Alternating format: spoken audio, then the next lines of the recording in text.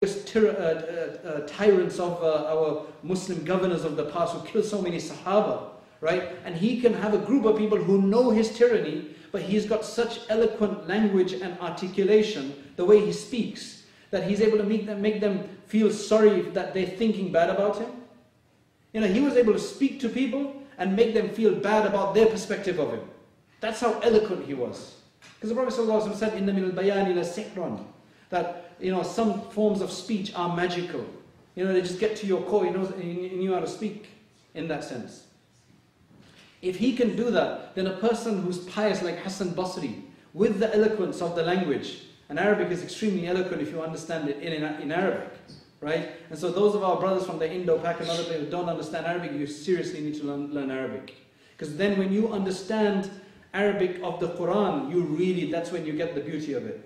You know, reading a few rakats of tahajjud with Quran that you understand, I'm telling you, there's nothing greater than that. Allah give us the tawfiq to do that often. Allah subhanahu wa ta'ala give us the tawfiq to do that. So, you had Hassan Basri, then you had Umar ibn Abdul Aziz. Umar ibn Abdul Aziz, according to Shaykh Abu Hassan Ali Nadwi, he's got a very good book, set of books called Saviors of Islamic Spirit. And I would really encourage everybody to read that book. The reason is that it makes you proud of who you are. Because you see, now what's happening is that a lot of depression is out there. Because we see that Muslims are being attacked all around. So those people who don't have a firm grounding in Islam, right, who have not been brought up with a good education of Islam beyond what salat is.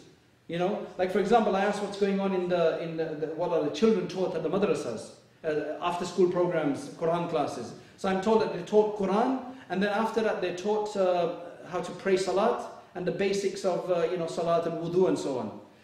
Alhamdulillah, that's good.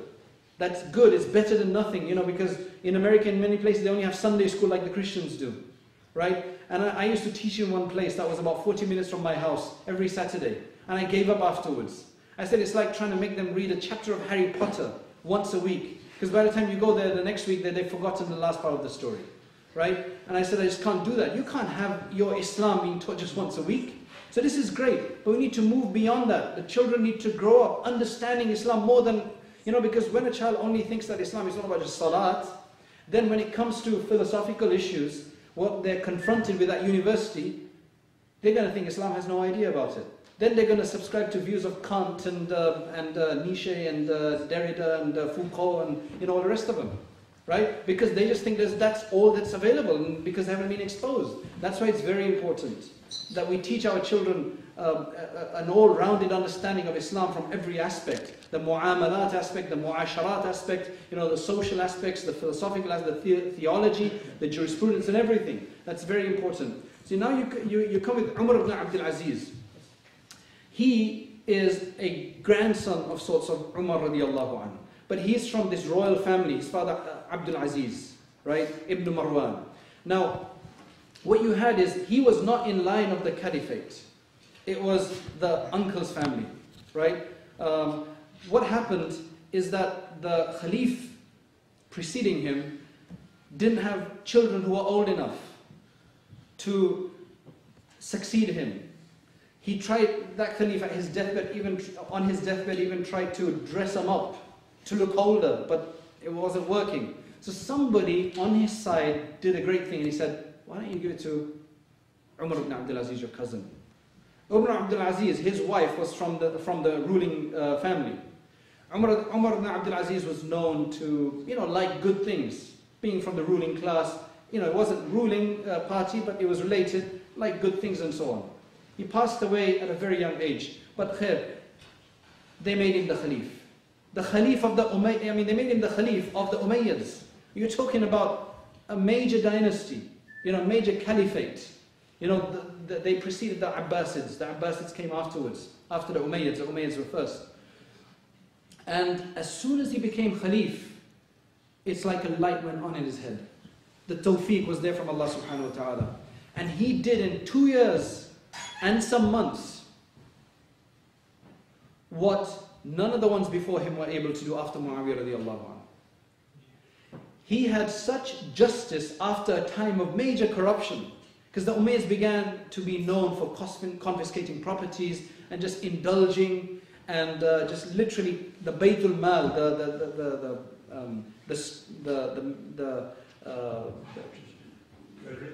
the national treasury, right? The national treasury. Dipping their hands into that and just using it for themselves. You know, some of these caliphs, you know what happened? Right? Like later on in the Abbasids, you had one of them, they had a special procession on Eid day. You know when they performed Eid prayer? After Maghrib.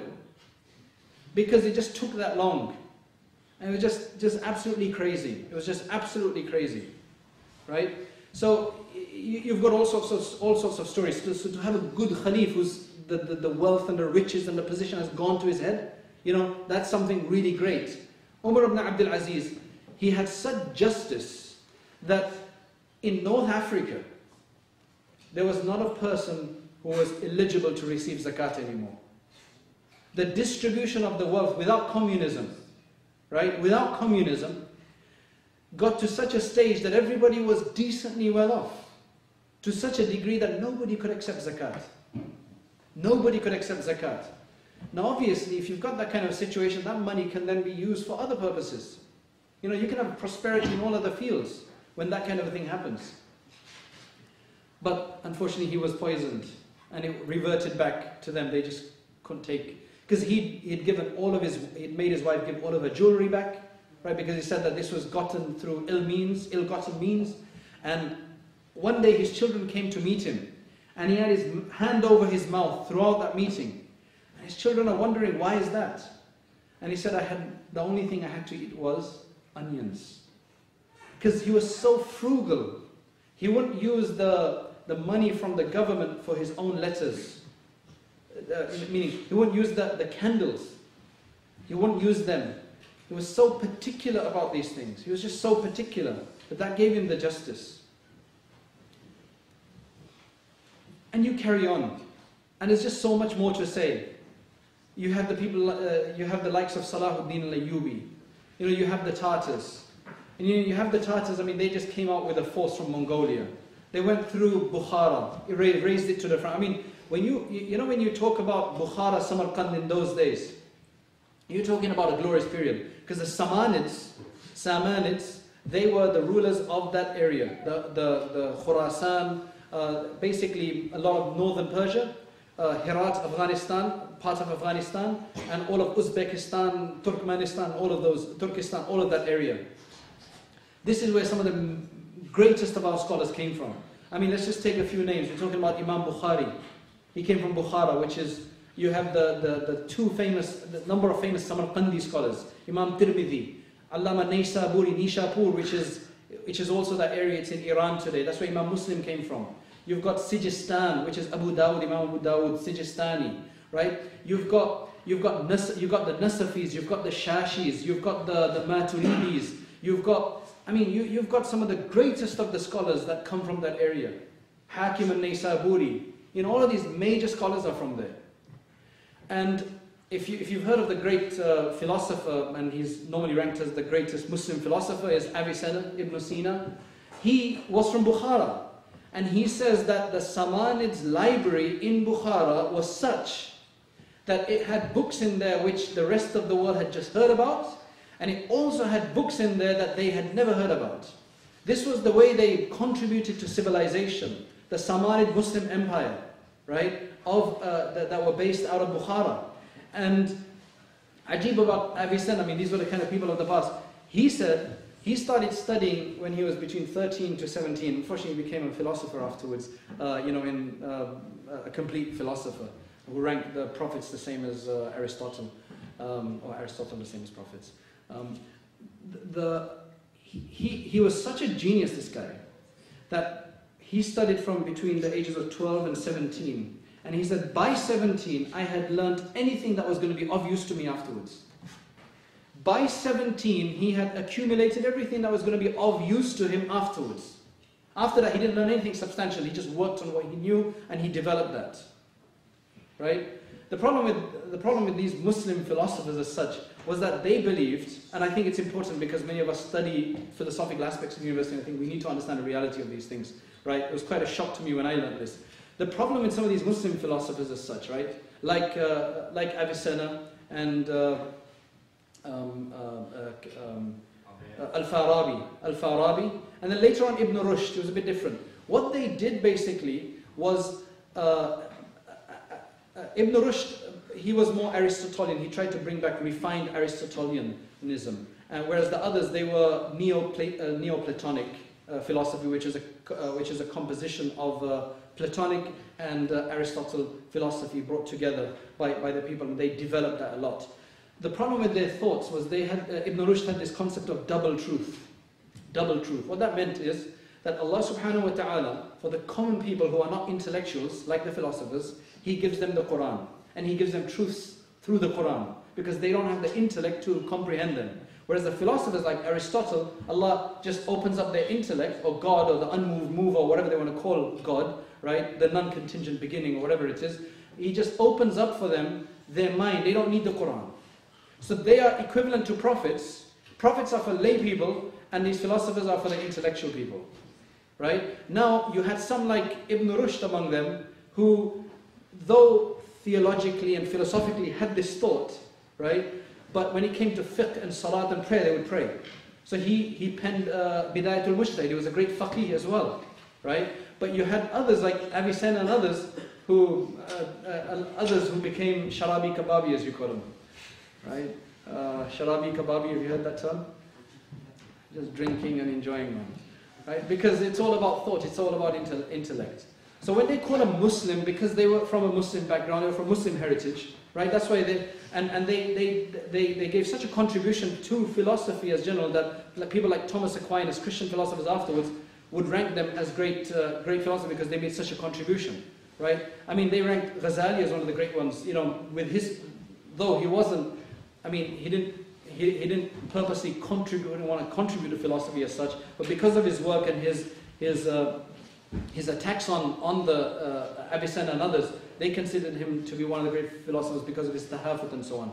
But you've got people like Al-Ash'ari who rose up because you had this major problem. Now, you know, the problems that we have to face don't just come from outside of Islam, they come from inside of Islam as well. Meaning from people who call themselves Muslims, right? People who are Muslims. So for example, you had the Mu'tazilites. They were probably the most influential group, sectarian group that we've had, because they managed to influence the rulers, Ma'mun al-Rashid, the son of Harun al-Rashid, the Abbasids, and his brother Mu'tasim, and his brother Wafiq Billah, the three. And they persecuted many of the ulama. That's when Imam Ahmad ibn Hanbal stood up, and he was the final frontier, and he didn't give up. And you know, it's an intricate issue of Islamic theology, which I don't want to go into, but they were trying to force him to say that the Quran is created. And he insisted that the Quran is the kalam of Allah and it's eternal, it doesn't have a beginning, right? Just keep it there, because I don't want to go into the in-depth understanding of that. But they persecuted him, they put him in prison, they did everything. And he refused. He was lashed 70 times, 60 times until he fell down and fainted. And finally, when he didn't give up, that was a final blow to them, and since then the Mu'tazilites declined. Mutawakkil Billah, the next Khalif, the fourth brother, he came on the throne as such, and he was back to the Ahlul Sunnah wal Jama'ah.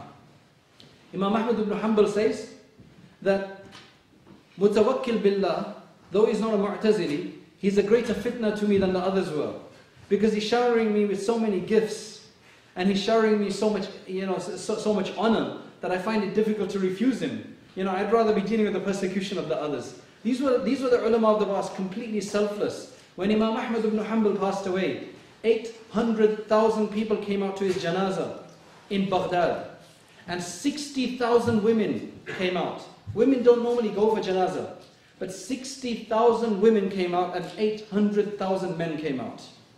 That was nearly 1 million people. That's nearly 1 million people. That's nearly the inhabitants of Baghdad that came out for his funeral. Now, that is acceptance. That is qubuliyah. You know, so many people praying for you after you've passed away. Then you had the likes of Imam al-Ash'ari, who was a Mu'tazili, but then he gets tawfiq from Allah subhanahu wa ta'ala. He was one of them, the Mu'tazilites. They were, you can say, proponents of a greater freedom of free will. They had perspectives like, if the human intellect thinks of something to be good, then Allah has to also think that thing to be good. And if the human intellect thinks of something to be ugly and wrong, then Allah has to also deem that thing to be wrong and ugly. It's like the human intellect is making the decision, and Allah subhanahu wa ta'ala has to abide by that.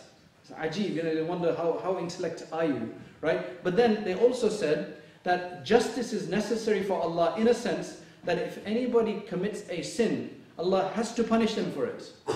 And if anybody does a good deed, He has to reward them for it.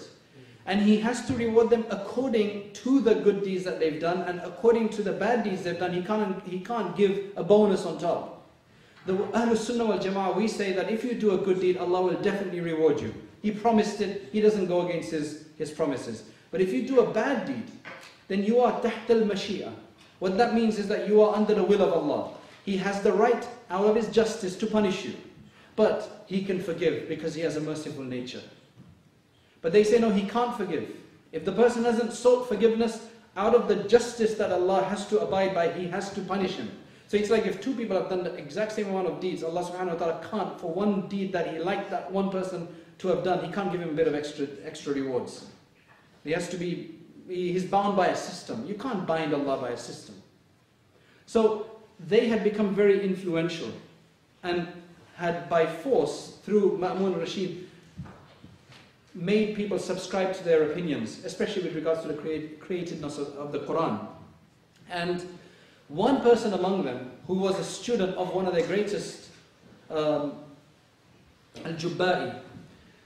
one of his greatest students was Abu Hassan al-Ash'ari, the great Ash'ari. And he was a lot more eloquent than his teacher.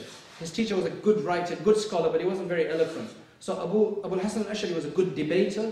He was very good at carrying their message, and he was going to be the next leader as such of the Mu'tazilites. Allah subhanahu wa ta'ala granted him tawfiq. See, Allah tests the people for a while, and Allah will save His religion. The problem are the people that fall off on the wayside, get caught up in the fitna, don't have the strength of the deen. That's what the problem is. Abu Hassan al-Ash'ari turns around.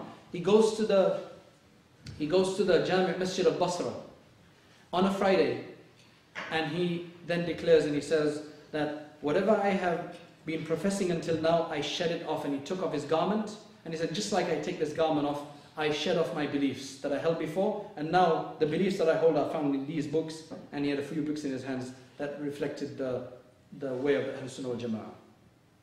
And then he started to rebut them, and that caused their decline. Later on, about 200 years, Abu Hassan al-Ash'ari passed away in about 323. 200 years after that, philosophy itself, through Avicenna, through the likes of Kindi, wasn't as extreme, but Al-Farabi, the early Razi, and all of these, it was pure philosophy, pure Neoplatonism, right? Pure philosophy, right? The Mu'tazila, they were just trying to reconcile Aql and the revelation, but whenever the revelation would have a problem with it, they would take the Aql on top and they would disregard many ahadith. They denied the fact that we would see Allah in the hereafter, stuff like that. But later on, it was pure philosophy. Then Allah subhanahu wa ta'ala gives a person who dies at the age of 55. But within that life, Allah has got so much acceptance for this man that He makes him the Hujjatul Islam, the proof of Islam. And in his free time over the course of 2 years, while he is the senior lecturer at the Nizamiya College in Baghdad, he studies the fundamentals of philosophy in his free time, and he writes a book about it, which later philosophers, from Christian philosophers like Aquinas, really considered to be a great contribution. Right? He was just writing it for his own notes. And then he deals them an attack. Tahafutul falasifa, incoherence of the philosophers. And some would argue that that is what caused their decline. Others would argue that that is not what caused their decline. It did definitely, it affected it, but it didn't necessarily cause their decline. It was responded to after about 70 to 100 years by Ibn Rushd. Ibn Rushd came after him. Imam Ghazali passed away in 505, which is in Gregorian terms 1111. 1111 CE, which is 505 Hijri, right? And then whenever there's an issue, Allah subhanahu wa ta'ala brings up somebody to deal with that issue. then in the Muslim lands, philosophy did not really continue. The life was shortened. Whether it was Ghazali or somebody else, I think what happened is, definitely he dealt a blow, but the good things of philosophy, like logic, right? Logic, some aspects of epistemology, some physics, mathematics, that was assimilated. They used that for the good. The metaphysics, which is the problem, which is where they believe that there's God. They don't call him God, they say unmoved mover, the first, non-continuous beginning, they've got different names. And then from him, they say, came an aql, an intellect. The first intellect. And then the second intellect, the third intellect, until the active intellect. And it's the active intellect that runs the affairs of the dunya. So it's like Allah doesn't directly run the affairs of the dunya, right? But He does it through these intellects. Kind of this weird metaphysical system, right? It's all conjecture at the end of the day. So it's just conjecture at the end of the day. And so Imam Ghazali was able to respond to that. After that, there's just so many people Allah subhanahu wa ta'ala sent. Like Sheikh Zakaria al-Ansari, Sheikh Ibn Hajar al-Asqalani, all of these great scholars, they all did their part. They all did their part. And Allah subhanahu wa ta'ala will continue to send these people. Because He says, there's a hadith that's related by Imam Abu Dawood, that at the turn of every century, Allah subhanahu wa ta'ala sends a reviver, a mujaddid, who revives the faith for them. Now I want to clarify one thing. Imam Ghazali is considered to be the reviver of the 5th century. Imam Shafi'i of the 2nd century. And Umar ibn Abdul Aziz as well of the 1st century. Right? Ajib thing about this, think about it. Umar ibn Abdul Aziz passed away when he was, I think, 50 or 54. Ghazali passed away at 55. Shafi'i passed away at 50. The amount of work that Allah subhanahu wa ta'ala took from them in such a short amount of time, right, is just absolutely amazing. Now, what is a mujaddid? Who's heard of the concept of tajdeed and mujaddid? Just put your hands up. Okay? See, what this is that there's a hadith which says that Allah subhanahu wa ta'ala will send at the turn of every century a reviver who will revive the faith. Now, if you compare people like during the 1st century and the 2nd century, you'll have people who did a lot more work, a lot more service, provide a lot more service than people who are considered the revivers of that century. The reason is that the ulama have kind of agreed to a certain degree that the reviver will be that one person, even though others may have done provided a greater amount of service. The reviver is the one who is alive at the turn of the century and then he passes away. And he's being pointed at, meaning people are looking up to him. So Ghazali passed away in 505. Imam Ghazali passed away in 505. Imam Shafi was born in 150. He passed away in 204. Around 204 that time. Right? So people who are just over the century and they have just contributed. Allah subhanahu wa ta'ala will continue to do that. Who was the mujaddidin of the last century? There's a massive difference of opinion. You know, some people say this person, everybody is giving their own. And it doesn't have to be one person. In fact, the ulama mentioned that if there was one, you could provide Allah subhanahu wa ta'ala could use different people for different things. There could be a reviver of hadith studies, of the sunnah, of the hadith narration, in tafsir, in social work, in just elevating the people in their spirituality. Right? There's different people that Allah can use. What they say is that it's very difficult for all of those aspects to come into one person. And some have actually argued that Umar ibn Abdul Aziz was that one person because above everything else, he also was the Khalif of the time, which nobody else had. Ghazali didn't have, nobody else had. So though they were the greatest of the revivers of that century, the one person who Allah subhanahu wa ta'ala combined all aspects in, because Umar ibn Abdul Aziz was also a great scholar, right? All of those aspects, Umar ibn Abdul Aziz is a great candidate for that, rahimahullah. Allah subhanahu wa ta'ala will continue to send people. The problem is that we have our own lives to worry about. You can't wait for Mahdi. There's people who are saying, you know, we just wait for Mahdi now. You know, we're not told to do that, because if we were told to do that, we would have been told when he's coming. So people think, and they get depressed, that everything is just so bad now, that the day of judgment is going to come and Mahdi will come. And until then, we can't do anything. And that is a fatalist kind of way of thinking. This is not what we've been told, because then you give up, you stop doing your own things. then you justify your wrongs. I remember in one place, we were going to show them some books and some tapes. I'd been told there was an Islamic bookstore in California, in Los Angeles, right? Very close to Hollywood. By the way, Hollywood is a dump, just to let you know. Beverly Hills is really where everything is. Hollywood, literally, you go there. First time I went to Hollywood, I said, what's going on? Rundown place, right? I used to give lectures in North Hollywood, in the masjid there. It's not a big deal, I'm telling you, right? Beverly Hills looks a bit more decent, Bel Air and all the rest of that looks a bit more decent, dunya, right? But Hollywood is just the name. Yeah, the studios are there. But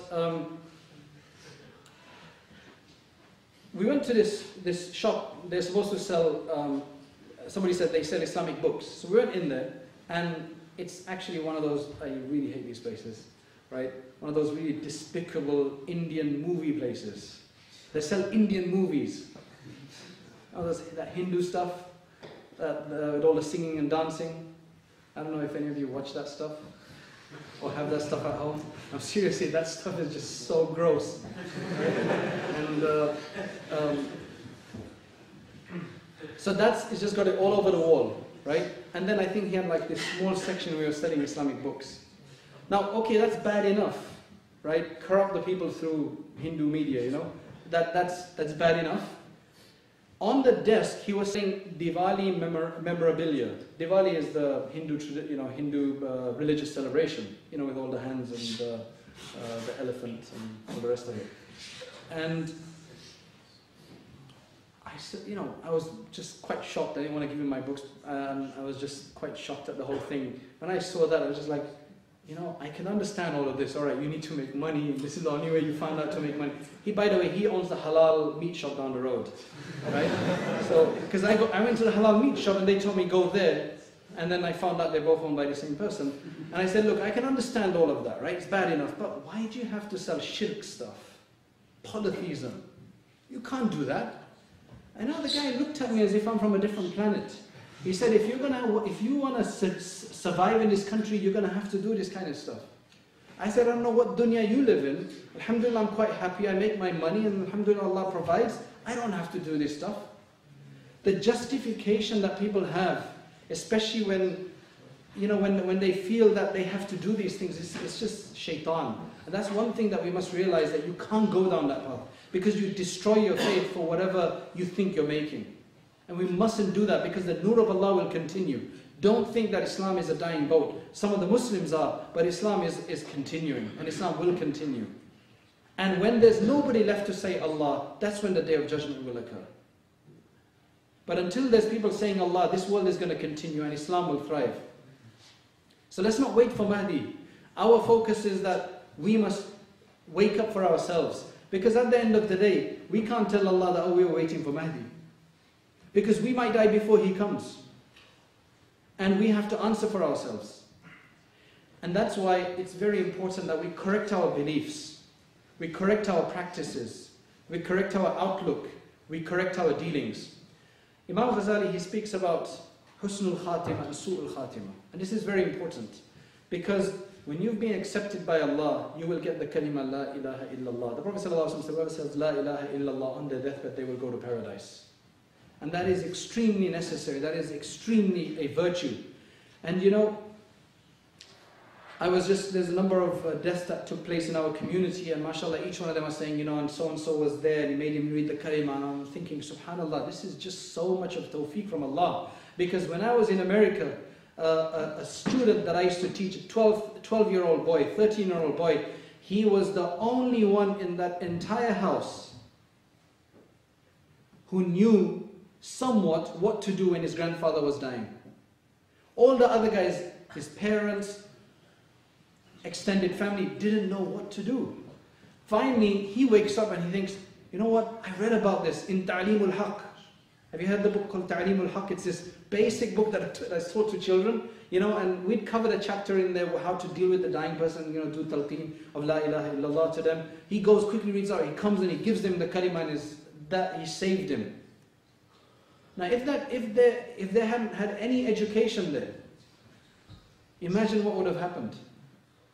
That's why education is absolutely important.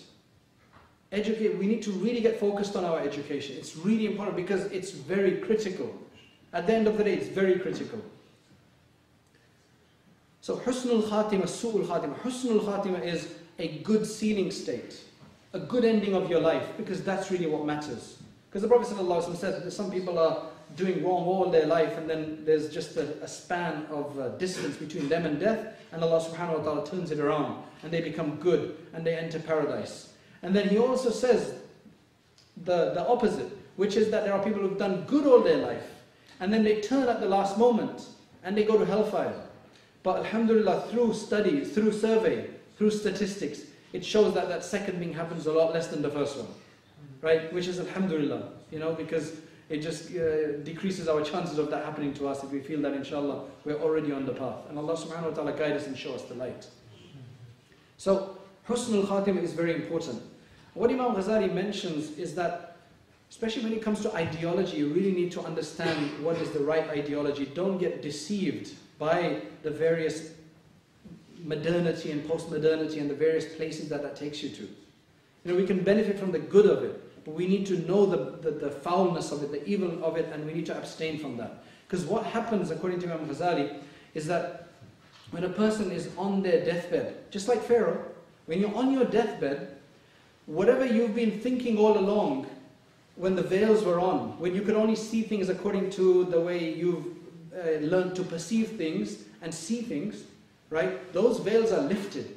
Allah subhanahu wa ta'ala opens up the reality of the dunya. He eliminates the veils. The facade is gone. And you see things as reality. You see the truth as truth. Now when you look back to what you've been thinking, and if that is different from the reality that now you perceive, but it's too late to adopt, you die in a state of loss and hasra. And it's one of the greatest senses of loss that you can have. That's what you call an evil sealing state. And Allah subhanahu wa ta'ala protect us from that. Because imagine you've been thinking strongly about something all your life, and then suddenly, on your deathbed, you realize it's all wrong. That's why on the Day of Judgment it's mentioned that you will, no disbeliever, anybody, will go to hell thinking that they've been wronged. Everybody will realize that what they had done was absolutely wrong. They'll argue, send us back, this, that, and the other. Right? You see, you hear arguments from people that, why is it that they've only disbelieved or sinned for 70 years, but they get eternity in hellfire?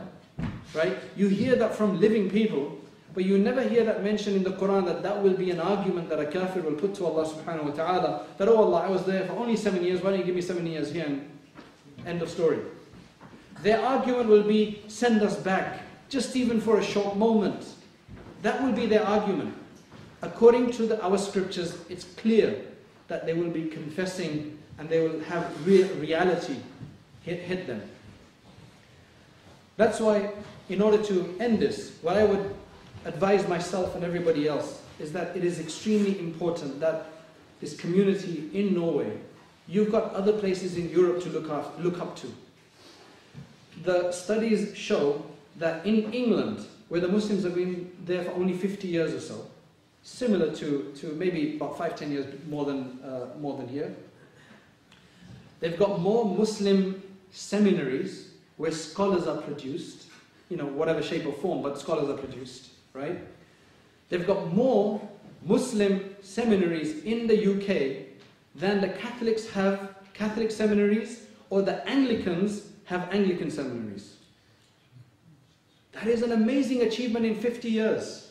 In fact, right now, Ireland was the place that supplied the priests throughout America and other places. They just can't do it anymore. They just don't have the supply. But you look at the madrasas, right? Where alhamdulillah we had the tawfiq to study, and mashallah you've got a number of ulama in this country as well who have studied from these places, because imagine if you didn't have anybody. People complain, ulama are not active. You do need a critical mass before the one or two will really, shine. Not every doctor becomes an outstanding, mover and shaker. You just need a critical mass. That's why it's very important. You've sent out people to other countries to study. South Africa, England, Pakistan, other places, Syria, Egypt, Saudi, Medina, Munawwar, or wherever. Really need to focus on getting something at home. Because right now, don't live in this dream that Norway is a great place, they're cool with us and everything. Alhamdulillah, Allah subhanahu wa ta'ala continue that. But it could change at any moment. You just need some idiot to do something wrong and everything will change. And Allah preserve you. Allah make there not be an idiot who does something stupid. You know what I'm talking about. Right? And then it's just bad for everybody. So, mustn't stay in this sleep and think it's all good and it's cool. Canadians used to think that. They still think that to a certain degree. Right? But with their latest president, the latest prime minister, who used to be more pro-Bush, right? They started waking up a bit.